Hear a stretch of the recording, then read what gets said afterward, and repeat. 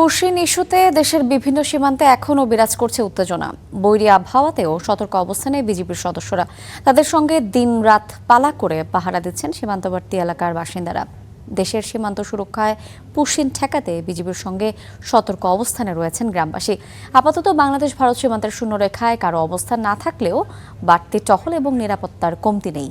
তবে স্থানীয়দের অভিযোগ, পুশিনের উদ্দেশ্যে মেহেরপুর সীমান্তে ভারতীয় অংশে জড়ো করে রাখা হয়েছে বেশ কিছু লোকজন।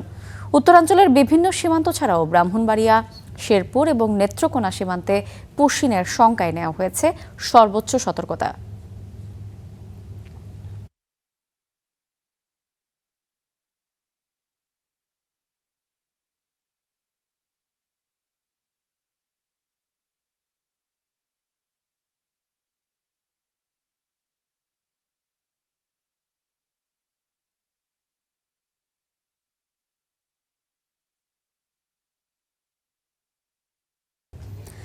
দর্শক, এই বিষয়ে বিস্তারিত জানাতে লালমনিরহাট এবং মেহেরপুর থেকে যোগ দিচ্ছেন আমাদের সহকর্মীরা। এই মুহূর্তে মেহেরপুরে আমাদের সঙ্গে সরাসরি যুক্ত আছেন রাশেদ।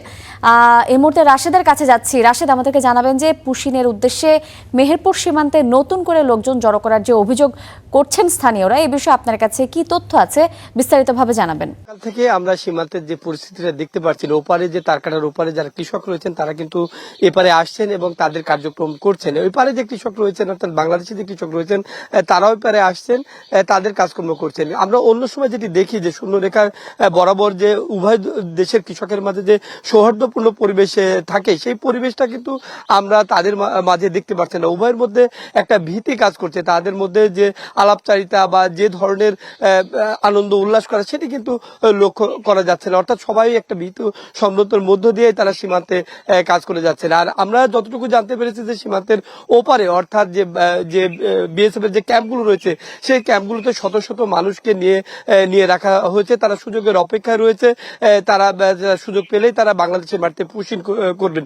গত কয়েকদিন আগে ছয়জনকে যে পুশিন করা হয়েছে, সেই পুশিনের মধ্য দিয়ে সীমান্তে একেবারেই থমথমে অবস্থা বিরাজ করছে। আরেকটি বিষয়, এখানে বিভিন্ন সূত্রে আমরা জানতে পারছি যে বিজিবি বিএসএফ এর যে বৈঠক ভারতে চলছে, সেই বৈঠকের কারণেই এই এলাকায় যে পুশিনের যে ঘটনা, সেটি একটু কমে এসেছে। তবে এই বৈঠক শেষ হওয়ার পরে আসলে পুশিনের অবস্থা কোন দিকে যায়, সেটি কিন্তু একটি ভাববার বিষয় বলে অনেকে জানাচ্ছেন। আমরা দেখেছি যে এই পুশিন ঠেকাতে যেমন বিজিবি তৎপর রয়েছেন, পাশাপাশি এলাকার মানুষও তৎপর রয়েছেন।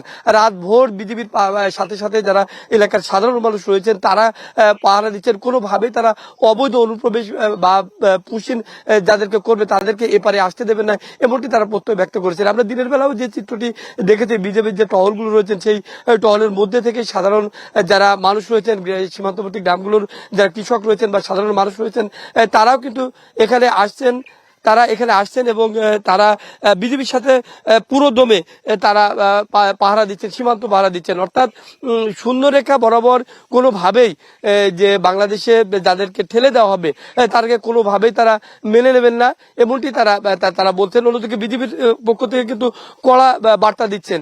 বিশেষ করে হ্যান্ড মাইকিং এ তারা প্রচার করছেন, বিএসএফকে সতর্ক করছেন যাতে ওপার থেকে সীমান্ত তার কাটা তার পেরিয়ে যাতে এপারে পুশিন না করে। তো এইভাবে থমথমে অবস্থার মধ্যে দিয়েই একটা সীমান্ত এলাকায় যাচ্ছে এবং উভয় যারা গ্রামবাসী রয়েছেন তাদের মধ্যেও একটা চাপা আতঙ্ক বিরাজ করছে। এই ছিল এখানকার সীমান্তের সর্বশেষ পরিস্থিতি। ইমা।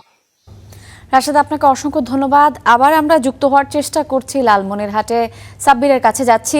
সাব্বির, আপনি নিশ্চয়ই আমাকে শুনতে পাচ্ছেন। পুশিন ঠেকাতে এবং সীমান্ত সুরক্ষায় ঝুঁকি নিয়ে বিজিবিকে গ্রামবাসী সার্বক্ষণিক যে সহযোগিতা করছে, এ বিষয়ে তারা কি বলছেন, আপনার কাছে সবশেষ কি তথ্য আছে বিস্তারিত জানাবেন।